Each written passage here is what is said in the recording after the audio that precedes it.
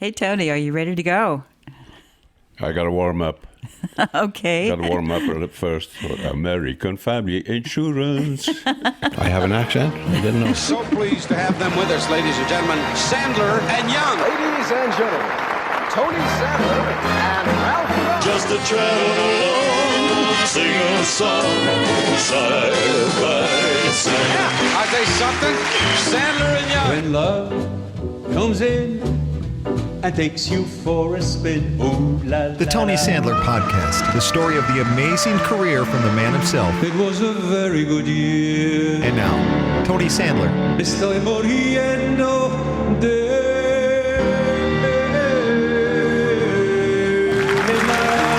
Please welcome Mr. Tony Sandler. How do you feel about swinging down memory lane one more time?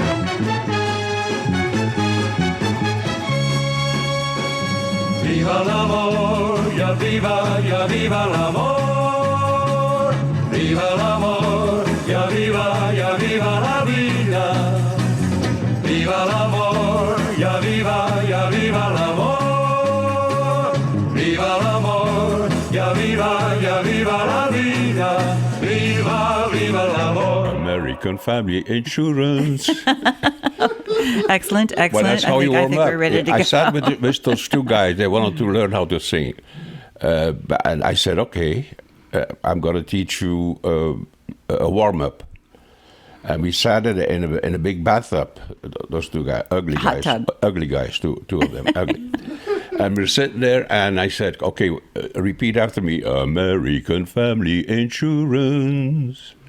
And none of them could do that. They couldn't get it. I said, well, where do we start here? That's how you warm up your voice. And you have to be precise. Bobby, bo, bobby, ba, bobby, boom. Right? Okay, Marna, what am I going to talk about? For the music came out strong, the lanterns grew very bright, and there was her love holding her tight. Viva l'amor, ya viva l'amor. Viva l'amor, ya viva la vida. Viva l'amor, ya viva la Do you want to talk about Tony, I want to go. today? I want to go to Vegas. I know we've been Where's in that? L.A. Well, we've been in Los Angeles, and with Capitol, and we'll come back to Capitol. I want to go to Vegas before we go too far, because you are now headlining at the Flamingo Hotel. Isn't that something? And I just wanted to say before we get started, last night I was previewing the last DVD of that first Sandler and Young package, The Golden Years, that we're issuing. And your performance is just phenomenal. It reminds me every time I see it that you don't see performances like that anymore. The style, the Well, it was fresh, man. Sandler and Young was a rare entity, I think, for many reasons. You know, first time for all, we were both pretty good singers. We could harmonize like nobody else, and they were the two personalities. That difference between the European me and the American from the Bronx, right. Brash and funny. Ralph was funny. And we know that you were both tall, about the same height. That was He was a only prerequisite. 6'1". I was 6'2", by the Oh, way. okay. I was 6'2". Details. I shrank considerably. But I think also you guys you were both very good looking. I think that Repeat that. Very good looking, very attractive, very charismatic. Okay, lots all of right. sex appeal there on stage, doubled. Sex appeal. Yeah, and That gets you into big trouble. Well, and I think there's something about the appeal of seeing a camaraderie of two men. That was very important. I was thinking about that, Tony. So you're talking about the first 20 years now that you saw, right? The DVD, or 1 hour. that in concert special, right? Okay, yep. Which was one of the last shows that you guys ever filmed, And I think it's a phenomenal show. Your harmonies are so tight. Yes. The performance is right on. It's just Do we magical. still look decent on that show? Do we not yeah. fat and oh ugly? yeah. Oh no. Really? Very, very, Okay, very well, decent. I like to hear that. I guess it depends on what television screen you watch it on. If I got to view that, Mark. I got to view that. no, I just wanted to say that because that was on my mind and So you want to talk about Vegas and probably the I want to talk about the Flamingo. Getting to the Flamingo. This is your big break after Polly Bergen. You got your hit with we had been at the Capitol Desert Inn Records. with her at the Desert Inn, and then from there it broke exactly. Big time, right? Persian Room. Well, all what of really those happened, things. I think, the Flamingo was like rudderless for a while. They had all kinds of stuff, from what I remember. So they brought in Bill Miller was Bill that? Miller. Now, Bill Miller had a nightclub on the East Coast. I think it was in New Jersey, called the Latin Casino or something. A big place that he ran. Mm-hmm. And so he was hired by the owners of the Flamingo, probably mafia-connected stuff. But anyhow, couldn't have been. it couldn't have been. But anyhow, Bill was became one of our good friends actually. Bill and his wife, nice family. We were often together. But Bill took a leap there, and he put us in Flamingo next to the Sands, where the Rat Pack was. Right. Where, Jack and Trotter was the buyer for the Sands. Bill Miller for the Flamingo. Was there kind of a competition between those two guys? Well, yeah. Well, let's say there were 10 hotels on the Vegas Strip at the time. 10 notable hotels. Right. And they all had a headliner. Yeah. For a week or 2 weeks. And so here was an opportunity for us also, once you get to that level, to meet all those guys. But anyhow, here is Bill Miller hiring us and proven right. Yeah. That was a big deal. And Trotter at the Sands had it easy. He put in the Rat Pack, and Rat Pack was there more often than not, because it was razzmatazz with those guys. They didn't have a show. It was kind of whoever showed up. And you talk about Right. camaraderie. That's what those guys had. That was their appeal. Frank and Exactly. Sammy and Joey Bishop and Dean Martin, of course. They heard. Oh, there's a gangster sleeping upstairs. Easy. Quiet, Sam. Subtlety, baby. All right, sweet cake. Oh, my goodness gracious. No. The guy in the back can't hear you. Go ahead, a little more, baby. Loosen up. They. You may be my leader, but I'm going to punch you right in your mouth. There was camaraderie. They were kidding around, and the people loved it. We had a smidgen of that in a much more orchestrated or perfected way, Ralph and I. We knew what we were going to do, what we were going to sing. Yeah. Those guys never did. Yeah. Whatever came up, they did. But we had... Theirs was improvisational. Yeah, we had a structured show. You had a show. And we had already had quite a bit of, let's say, exposure through Sullivan and other people. Plus Capitol Records. And Capitol Records. And so we had a following already. And I clearly remember we filled that Flamingo night after night, twice. There was an 800-seater. It's pretty big for, That's good. We filled it at 8 o'clock in the evening for dinner. Uh-huh. And then cocktail shows at 12 at night. So To do like an hour show? Well, we had a comedian always. Like, for example, we had a Myron Cohen as an opening act at one time. Yeah. You remember Myron? I know very little about him, but I was always impressed. Myron Cohen was an absolute delight. He was a gentleman. He was like always dressed impeccably because you know what he was before he became a comedian? No. He was a haberdasher in New York. Ooh. Can you So he believe that? knew how to dress. This guy was a haberdasher, and all of a sudden, it's so funny that he's now co-headlining with us, or at least as an opening act with us. It was a perfect fit. For example, this adorable little 8-year-old girl, quite like one you might have in your very own heart, walked into a bakery shop and said to the baker, "My mommy found a fly in the raisin bread." He says, "So bring back the fly, I'll give you a raisin." Sometimes people that didn't know the business would make a mistake and have an obnoxious comedian in front of Sandler and Young. That wouldn't work. It would not work. No. So this guy was, I love Myron Cohen. I mean, this guy, shiny shoes, beautiful tuxedo, everything was always right in place. Cute little 6-year-old boy walked into the grocery and said, "Mommy wants change of $1." He gave him change of $1. The little fellow was on the way out. The grocer called to him. He said, "Just a minute, son. Where's the $1?" So she'll give it to you Monday. Remember what I said before?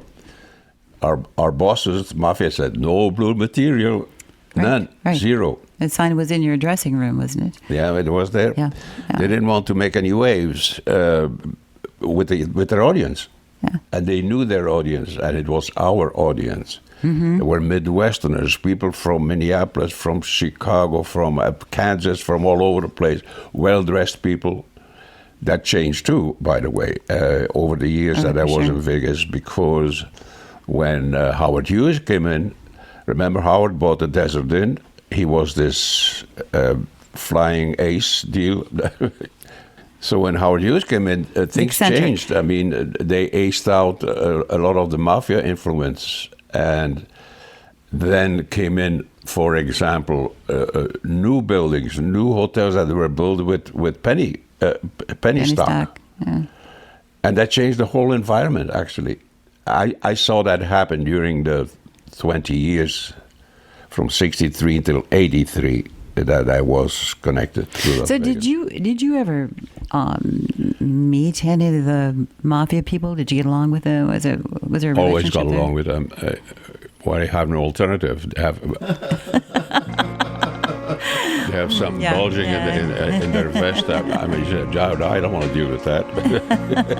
Quand le jour, it's the wrong time, meurt trop tôt, and the wrong place. Et la nuit, though your face is charming, it's the wrong face.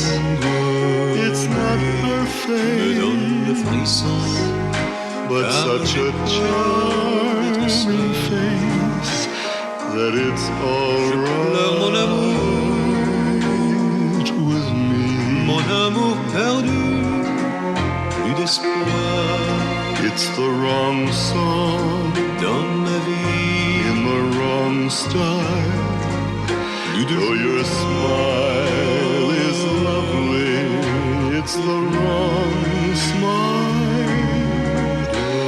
It's not her smile, but such a lovely smile that it's all right with me. You can't know how happy I am that we met. I'm strangely attracted to you. There's someone I'm trying so hard to forget. Don't you want to forget someone too?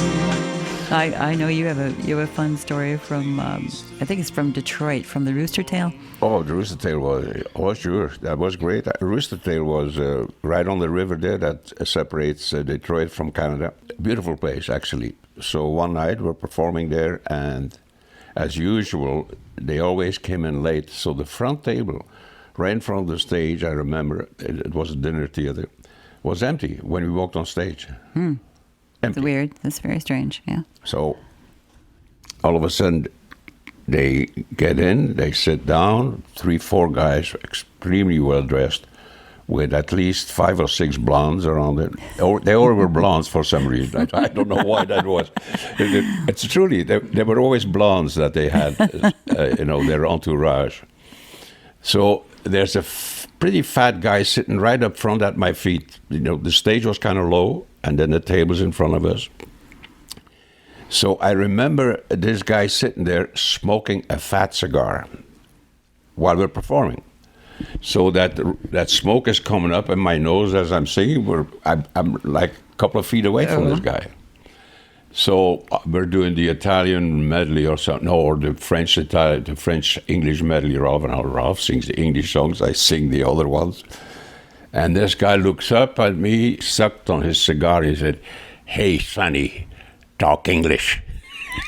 To me, because I always say all the other languages. Oh. But anyhow, after the performance, we're getting out of our tuxedo, Ralph and I, and there's a knock on the door. It's the Maître D, and he said, "Tony, I hate to disturb you, but downstairs, the guys, the owners, the bosses, they would like you to join them." I said, "Join them?" "Oh, yeah, they're still all there." They cleared out the house, but that table was still intact, sitting there. What was going through your head? and doing their thing, and that one could go both ways. Yeah, and I said, "Holy mackerel!" I said, "Yeah, get out of my tuxedo.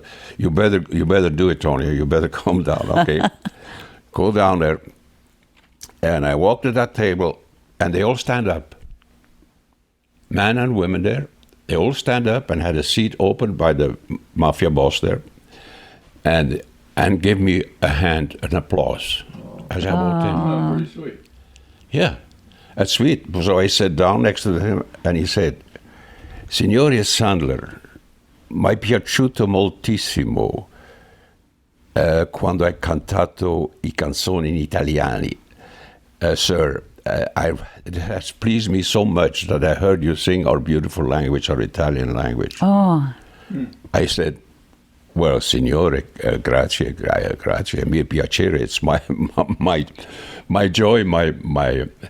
And he sat there, and we had a bit of champagne, and we talked a little more. He talked about where I had been in Italy performing for 5 years. He knew all the places. A total gentleman. And then I said, "Excuse me, but, this was kind of, I have to get ready for this." And I stood up. They all stood up again, applauded, and I walked out of there. Chanson d'amour, chérie, je t'adore, play encore. Here in my heart, chérie, je t'adore, more and more. Chanson d'amour, chérie, je t'adorerai encore. Each time I hear, chérie, je t'adore, chanson d'amour. Sometimes it's kind of funny, but when your name is big on a marquee there on the strip, and you drive down that strip, and there was a time that I was driving down, I'm kind of reminiscing and thinking, and all of a sudden I look up, and there's my name, Tony Sandler, Ralph Young, starring. Yeah. And I all of a sudden had this flashback, and I said, "Boy, wouldn't it be funny if our real names were on there?" So my real name is Lucian Joseph Santelli, and Ralph's name is Raphael Israel. Now that wouldn't work too well. So Tony Sandler and Ralph Young sounded a lot better. Looks better on the marquee. Chanson d'amour, chérie, je t'adore, joue encore. Et dans mon cœur, chérie, je t'adore, more and more. on the next episode of the Tony Sandler Podcast. When you heard from Bill Harrod talk about being treated, Bill asked, first and for all, what kind of color car do you want? Of course. So I said, how about light blue? So the next day, in front of the house that he gave it, was a light blue, what is the most famous car? Rolls-Royce. Oh, my. To learn more about the Sandler and Young Legacy Collection, head to sandlerandyoung-legacy.com. The Tony Sandler Podcast is a TSLS production, engineered and edited by Digital Edge and Media, Minneapolis.